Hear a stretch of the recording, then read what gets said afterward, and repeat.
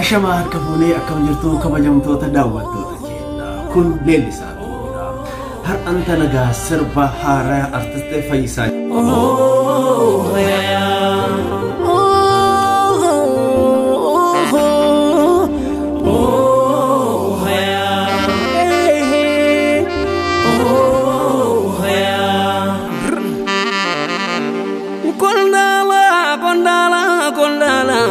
Male kondala kondala male kondala kondala kondala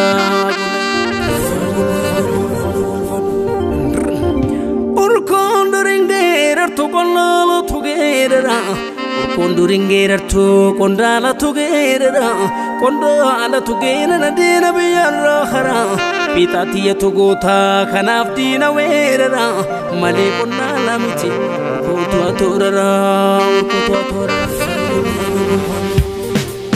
Kormo bifa kondala korma la minjala ya tu kadini gurra sodatu korma la minjala ya tu kadini gurra sodatu kormo bifa kondala korma la minjala ya tu kadini gurra sodatu korma la minjala ya tu kadini gurra sodatu Marreegaa kabajamtoota dhaggeeffattoota keenyaa sirbi artist Fayyisaa Furiigaa sa'aatii 10 keessatti daawwattoota 55,000 oliin daawwatamee jira. Waan baay'ee namatti tolu artist Fayyisaa Furii sirba haaraa sirba ajaa'ibaa qabatee dhufee jira. Mee aartiin Oromoodhaaf maali waan jedhu irratti mata duree tokko kaasnee ilaalla. Aartii jechuun galmee seenati aartii jechuun seenaa qabatee kan dhalootaaf dabarsu aartii jechuun kuusaa seenati aartii jechuun eenyummaa sab tokkooti aartii jechuun madda galiiti aartii jechuun meeshaa itti dhalli qaroomina itti dhaalu fi aartii jechuun raayyaa waraanaa jechuudha. Ummata Oromootiif aartii jechuun raayyaa waraanaa jechuudha. Mee aartii keessatti artistoota akkamitti arganne bakka meeqatti arganne gaafii jettuuf xiqqoo waa takkaa lama jedha. Nafaana turaa. Baragantuun hammaati kaayyutu mucucaata bara qabsoo dheerata injifannoo fagaata qabsaawaa jiruun dhibee. Afaan Oromoodha. Raadiyoo cabsa jedhanii itti qoosan bara afaan Oromoo dubbatuun itti rakkoo ta'isan keessatti aartiin Oromoo artistoota hangafoota kan akka Alii Shabboo, Alii Birraa, Elemoo Alii, Afandii Siyyoo fa'aa kanneen kana fakkaatan horatee ture. Gadaa sanitti artistoota jajjaboo akkasiitiin aartiin dhaalamee dhaloota har'aa kanaan ga'e. Aartiin Oromoo marsaa lammarratti artistoota hedduudha horate. Artistoota akka Umar Suleyman, Muktaar Usmaan, artistoota akka Daagim Mokonnin yookiin Kilolee Malbaa, Daawit Mokonnin, Gamtaa Raayyaa Abbaa Macaafaa keessa jiran Eebbisaa Addunyaa biyyeen itti salphattu kan akka Ibrahim Adam, Abdii Ibrahim fi kanneen kana fakkaatan artistoota jajjaboo akka Qurqujjee Simboo fa'aa artistoota kana fakkaatan horatee ture marsaa lammaffaarratti aartiin Oromoo. Qabsoon aartiidhaa gosa kana lamaanin artistoota gadaadhaan dhufaniin aartii tana harkisanii nu biraan gahan. Gadaa itti aanu keessatti yookiin marsaa sadaffaarratti biyyeen itti salphattu artistii qaxalee goota fakkeenya hin qabne kan akka artist Haacaaluu Hundeessaa, Jaamboo Jootee, Waabee Idriis, Taajuddiin Ahmad, kan akka Aliyyi Saabit fa'aa, Kadiir Martuu fa'aa gadaa san keessatti marsaa sadaffaarratti argate aartiin Oromoo. Artistoota jajjaboo akka Kadiir Martuu fa'aan aartiin Oromoo finiinaa hanga har'aan tanaa abbootarraa dhaalanii nu biraan gahan. Marsaa afuraffaarratti ammootu gadaa jabanaa baranii tana keessatti ammootu bara meeshaaleen fooyya'ee bara ajjeechalleen hammaataatu fooyya'ate kana keessatti bara aartii fi aadan fi sirboonni afaan Oromoo rog hundaan babal'atanii ammayyaawaa dhufan kana keessatti ammootu artistoota onni qabeeyyii kan akka Keekiyyaa Badhaadhaa, Ittiqaa Tafarii, Soninaaf Aadam fi kanneen kana fakkaatan tokko lama miti. Dinqisaa Dabalaa, bilisummaa dinquu fi kanneen kana fakkaatan gaa tokko lama miti artistoota akkanaa kana gara xumuraa kanarra horate. Artistoota gara jalqabaa marsaa sadaffaa irratti horatan keessaa artisti Fayyisaa Furii hin irraanfanne isa tokko. Marsaa sadaffaa Jaamboo Yootee, Aliyyii Saabit, Kadir Martuu fi Fayyisaa Furii, Qaasim Simboon warra marsaa sadaffaa irratti argaman keessaa nama tokko. Amman tana ammootu gaa dubbiin teenya kan manaa baaneef artisti Fayyisaa Furii laaluudhaaf. Artisti Fayyisaa Furii taphoota isaa baay'oo tamaamee dhaan beekama. Bara sanitti gaa kilippii tokko guutuu uummataan ga'e achirraa mootuu qormaanni jireenya hedduudha daddarbullee artisti Fayyisaa Furiin osoo hin jilbeeffatin aartii Oromoo irratti cichee hanga har'aan tana deemaati jira. Sirboota isaa keessaa kan gara maayisaa kanaa dhugaa baay'ee onnachiisa fi sirboota dhama qabeessa. Artisti Fayyisaa Furii baay'eedhaan dinqisiifadha akka nam tokkootti. Artisti Fayyisaa Furii walaloon isaa dhama qaba. Keessahuu yadaloon isaa yadatooma qaba. Baay'ee gannama seenaa. Akkaataan inni itti yadaleessu sagalee isaa kiilolee gurra namaa keessaa dibbee isaa dhayatu saniin akkaataan inni itti yadaleessu yadaloon isaa walaloo isaa caalaa yeroo hedduu dhama qaba. Qalbii nama fuudha. Onnee namaatirra yoo rafanillee hirriba keessaa nama keessa yayyaa.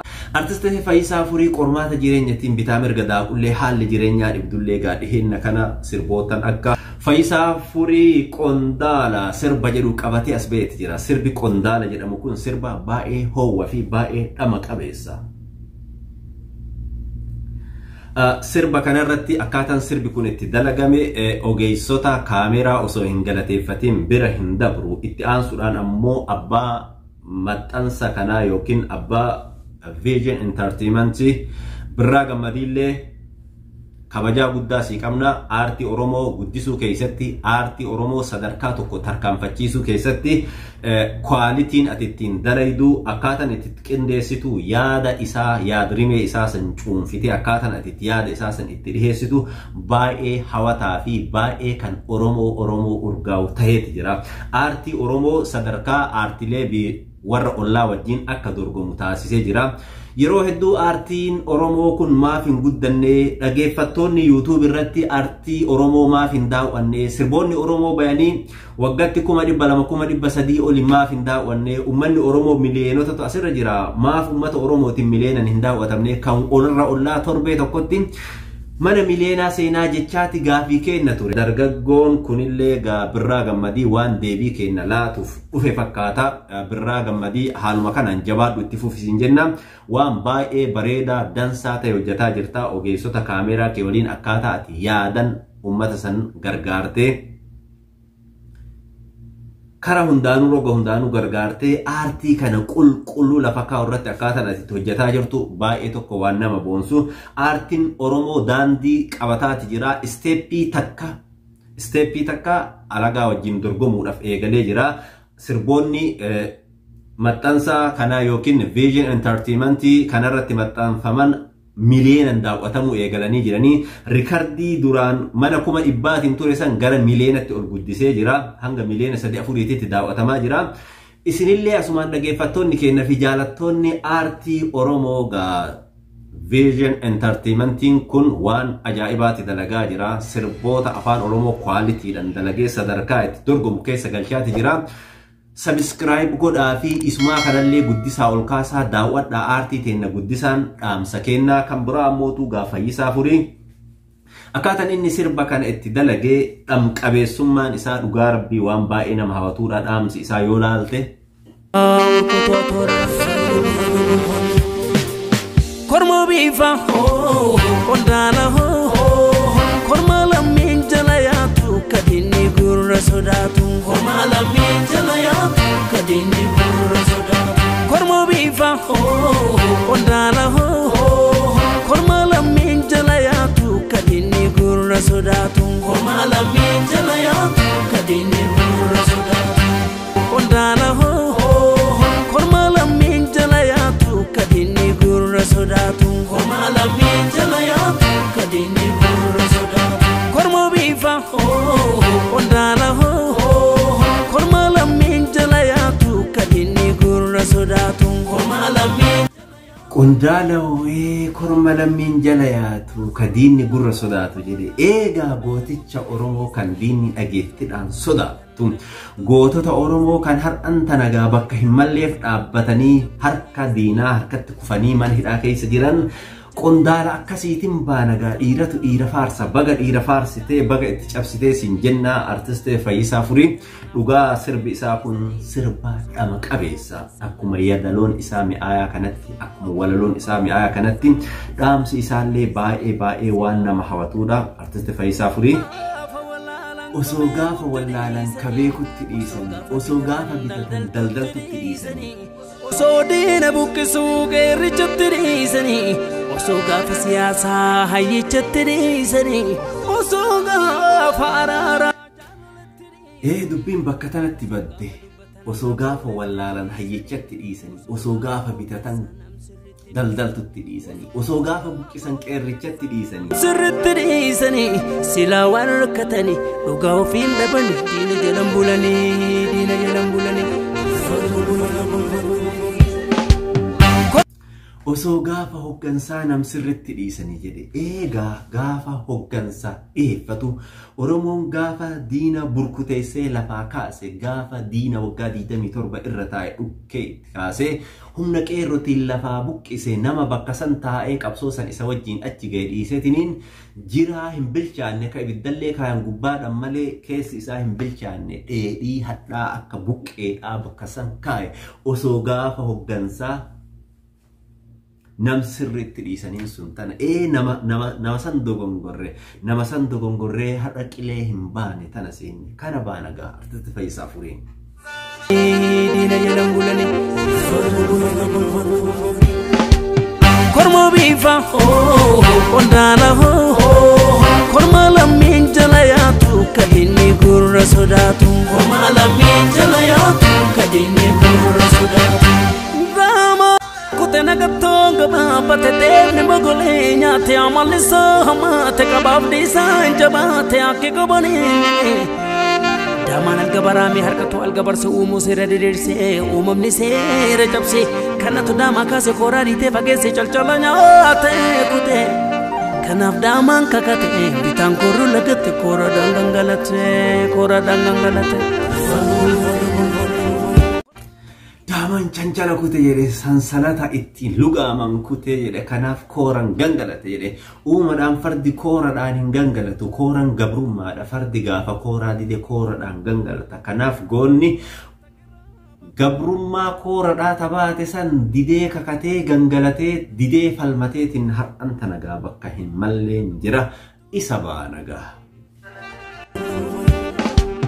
korma biifa qondaala korma lammiin jala yaatu ka diinni gurra sodaatu korma lammiin jala yaatu ka diinni gurra sodaatu bara girrisaa bu'ee midhaan hin baaftu ariitellee hin dhaqqabdu ooruun bara kan qabdu qotattu jiru bara girrisaan bu'ee eeyduun midhaan hin baastu jedhe girrisaa jechuun simbira midhaan nyaatu kan maqaa girrisaa jedhu kana nuun yaamaa turanii garuu isaan uuma fedhanii waan nu yaaman taateef jecha nu baasan malee girrisaan kalafa qorqo kanama qorqo mootummaa amma dhufe kana bara girrisaan bu'e tiise midhaan hin baaftu qonnaan bulaa malli dhibee jedhe artiste Fayyisaa Furiin gaa lafaa fi namallee bineensallee mukallee ni qorqiti bineeyyiin tuni gaa akka awaannisaati isaan san amman tana argaa jirra girrisaa nutti bu'e kana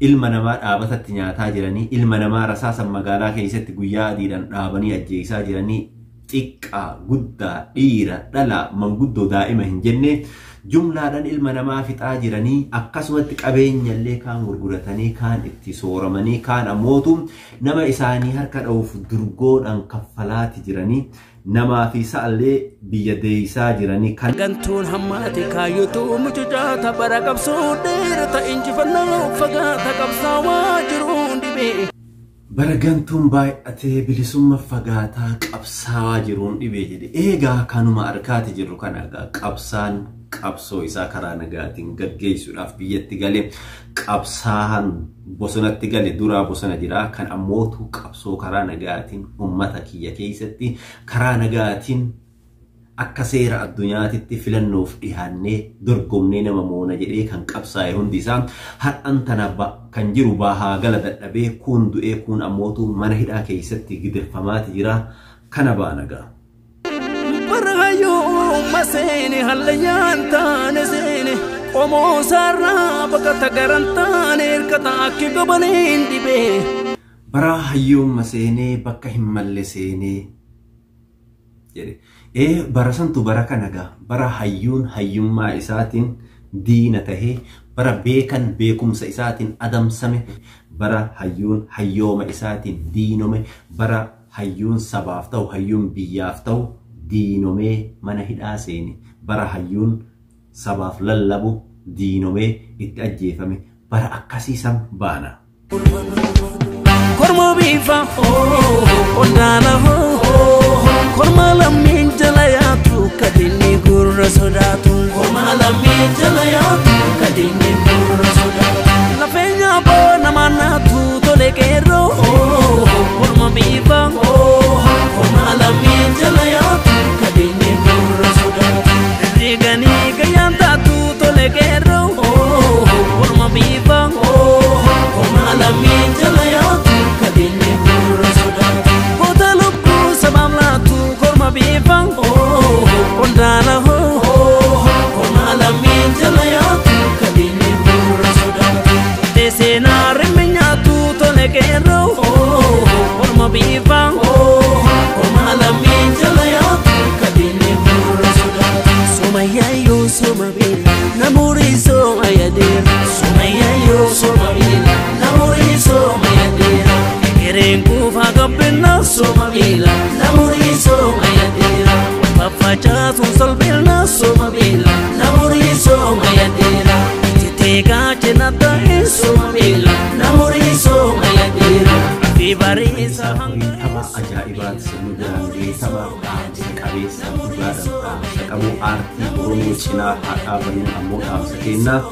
Artist Faayisaa Furii qofaa miti sirboonni dhiheenna kana gaa Vision Entertainment irratti maxxanfaman kwaalitiin isaa kan sirboota kenna sirboota warra ollaa bira taree sirboota biyyoota garaagaraa wajjin nu dorgomsiisuu danda'uudha mana maxxansaa kana yookiin tuubii kana jabeessitanii guddiftanii fi egaa aartii keessan daawwitii aartii keessanii keessatti ilaaluu qabdanii. Isinin jenna sirboonni dhiheenna dalagamaa jiran hedduun isaanii kwaalitiin isaanii hawataadha walaloon isaanii yadaloon isaanii akkaataa meeshaan itti qindaa'e baay'ee hawataa waan ta'eef jecha gaa ittiin boonuu qabnaa ittiin boontanii ammootu maqaa qofaan ittiin boonuu miti hojiidhaan isaan sanis cinaa dhaabbannee isaan sanillee akka waan barbaadan godhatanii tabba barbaadan dorgomaa taniitti gayan akkasumatti akkuma amma jiran kanatti kaameeraa wawayyaa kanarras dabalatanii kwaalitii isaanii amman tanaagaa 4K HD dalagaa jiran waan taateef jecha kwaalitii kana daran dabalanii akka jabaatanii uf danda'anii jiraataniif bira dhaabbadhaan dhaamsa kenna Vision Entertainment hundi keessanuu subscribe godhaa fi isiniin jenna artist Faayisaa Furii hedduudha galatoomii kabajaa guddaa asii qabna mataan gajjennee gaa mataan budisiin jenna mataa dhiiraa dhaamsa ajaa'ibaa kana nu biraan gahee gaa sirboota keessan daawwadhaa guddisaa aartiin yoo isin cinaan dhaabbatin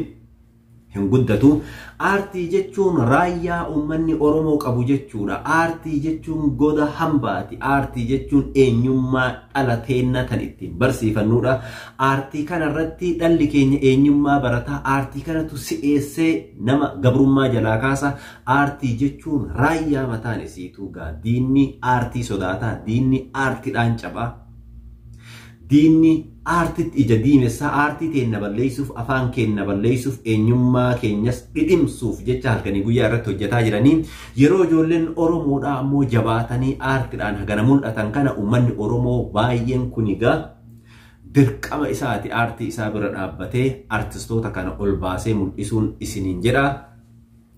Gama biraatiin nuti uummanni intarneeta kanarraa fayyadamnu yoo akkam xiqqaate uummanni Oromoodhaa miliyoona 10 taana namni intarneeta fayyadamu. miliyoona 10 ni taana. Miliyoonni 10 kun yeroo takka osoo seenee baatii 6 keessatti yeroo takka seenee artistii isaatiif daqiiqaa takka daawwatee laayikii takka godhee fi view ni argata jechuudha. Miliyoona 10 takkatti argata jechuudha. Alagaan miliyoona 5 miliyoona 6 miliyoona 8 bara. Hundi isiitu namni baay'inaan nu caalu hin jiruuti. Garuu ammootu kenna alagaadhaaf daawwatee kan alagaadhaaf gurra itti godhee samii baasa. Riippoortii godhi yoo jettan kenna sirba kenna alagaan sirba babbareeda akkanaa kan riippoortii godhee YouTube irraa buusa. Kenna ammootu riippoortii godha yoo jenneen sappoortii godha dhaqeetiin faallaa sanii sappoortii jedhaan dhaqeetiin riippoortii dhiise. Akkas ta'uu hin qabu. Baay'inni kenna kun nutti fayyadamaa jira. Nuti ittiin fayyadamne baay'ina kennatti haa fayyadamnu. Daataa mallaqa intarneeta irratti fayyadamnu kana eenyummaa kennan haa guddisnu. Sirba kenna yoo daawwannee sirbi kenna viewun isaa dabale eenyummaa kennatu Oromoo jedhaniitiin sadarkaa addunyaatitti dorgomii keessa seenna. Dhiheenna kana waan tokkoon taajjabe sirbootuma Vision Entertainmentii kanarratti gadhiifaman reaction irratti dalagan reaction irratti deebi'aniitiin sochii isaa waliin yaada isaa san gulaalaa warri afaan hin beekne warri Afrikaa kan irraa dalaganii YouTube'dhaan dalagatanii arge. Osoo kwaalitiidhaan duraanillee dalagaa turre akkanumatti nurraa dalaganii akkanumatti haynu jedhan jechuudha. Yoo nuti gallaafoo taanee ufii tidhoo walii ta'uu dadhabne alagaan gaa akkasumatti nu bira kutti. Intarneeta kanarratti waan baramaa ta'e nama gurra qabu fedhan, nama gurra dheeratu fedhan. Viewun isaa yoo dabale sirbi kuni biyyoota hunda keessatti ni daawwatama. Viewun isaa haga fedhe bareedaa ta'e yoo nuti view asiin daballeef waanuma laafaa jedhee bira kuta. Namni wanta viewun isaa dabalu tokko maali wanni kun wanni namni akkatti ilmi namaa miliyoonni daawwate kuni jedheet dhaqeetiniin laayikii godhee daawwatee waan san hubata. Garuu kenna kana yoo nuti daawwannee irree ittiin goone yoo nuti hamilee hin taaneef artistoota kenna artii kenna namni guddisuus hin jiru. Eenyummaa kenna baatee jira aartiin kenna rasaasa kenna aartiin kenna rasaasa Oromoon ittiin lolaa jirtutu barsiisaa Oromoon ittiin barsiifataa jirtutu isa waan ta'eef jecha aartii kenna cinaa haa dhaabbannuun dhaamsa kenna. Gaa sirbaa Fayyisaa Furii dabalatee sirboottan afaan Oromootiin dhiyeenya kana gadhiifaman kwaalitii ajaa'ibaatiin dalagaman kan hunda isaatu daawwadhaa fi hamilee tayaafin dhaamsa kootiin an isin faana kan ture leellisaa Oromiyaati. Horaa bulaa nama boruu nuun haa jedhu. Kireen kuufaa gabbinaa sooma miila namurii sooma yadeera faffacaasun salphina sooma miila namurii sooma yadeera titeekaa cina ta'e sooma miila namurii sooma yadeera fi bariisa hanga sooma miila namurii sooma yadeera.